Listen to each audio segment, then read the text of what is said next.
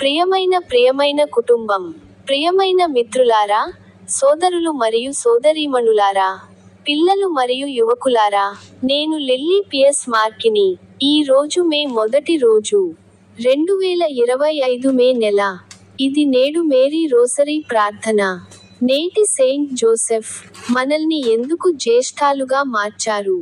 సంవత్సరం నుండి దీని కోసం ప్రభువు అభ్యర్థనను మేము ఎప్పుడూ అంగీకరించము. జ్యేష్ఠ నెలలో వెచ్చని వేసవి రోజున ఏమి చేసినా, ఇటీవలి సంవత్సరాలలో పోప్ ఆరోగ్యం ఆందోళనకరంగా ఉంది. ఈ సంవత్సరం ప్రారంభంలో డబుల్ న్యూమోనియాతో సహా శ్వాసకోశ సమస్యల కోసం ఆయన అనేకసార్లు ఆసుపత్రి పాలయ్యారు.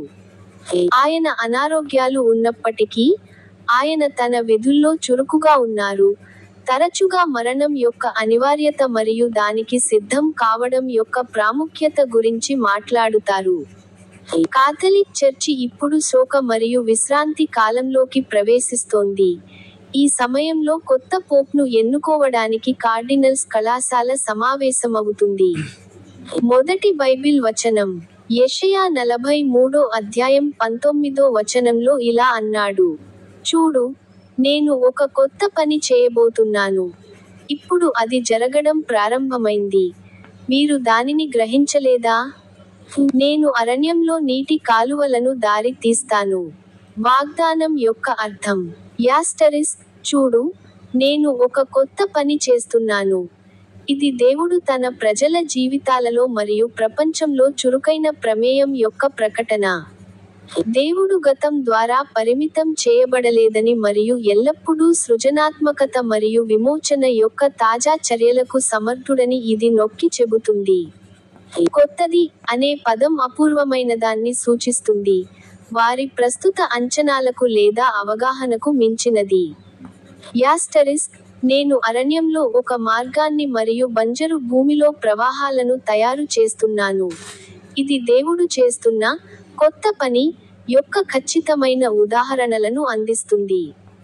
రెండవ బైబిల్ వచనం అతను 2 కొరింథీయులు 12వ అధ్యాయం 9వ వచనంలో ఇలా అన్నాడు: కానీ అతను నాతో ఇలా అన్నాడు, నా కృప నీకు చాలు, ఎందుకంటే బలహీనతలో శక్తి పరిపూర్ణం అవుతుంది.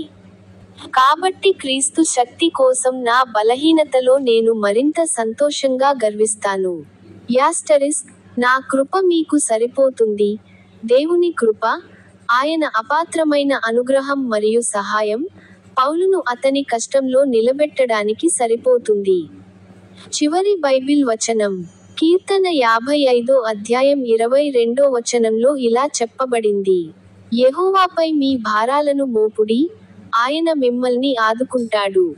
ఆయన నీతిమంతుడిని ఎప్పటికీ కదలనివ్వడు. మనం ప్రార్థిద్దాం. ఓ తల్లి మేరీ, ఓ సెయింట్ జోసెఫ్, ఈ రోజు మే, ఇది 2025 సంవత్సరంలో 5వ నెల. బైబిల్ రోసరీ గురించి ప్రస్తావిస్తుందా? సమాధానం లేదు. పూసల తీగను ఉపయోగించి రోసరీని ప్రార్థించే భావన లేఖనంలో ఎప్పుడూ ప్రస్తావించబడలేదు ఎందుకంటే ఇది మానవ ఆవిష్కరణ. ఇది బైబిల్ కాదు మరియు అది దేవునిది కాదు. రోమన్ కాథలిక్కులు రోసరీ ప్రార్థన ను బైబిల్లో కొన్ని పదబంధాలు కనిపిస్తాయని చూపిస్తూ సమర్థిస్తారు, కానీ హెయిల్ మేరీ ప్రార్థన మరియు హెయిల్ హోలీ క్వీన్ ప్రార్థన చాలావరకు బైబిల్లో కనిపించవు. నిజానికి, ప్రార్థనలలోని కొన్ని భాగాలు బైబిల్కు విరుద్ధమైనవి మాత్రమే కాదు, అవి పూర్తిగా మతవిశ్వాసాలకు సంబంధించినవి. నా యూట్యూబ్ ఛానెల్ని మర్చిపోవద్దు.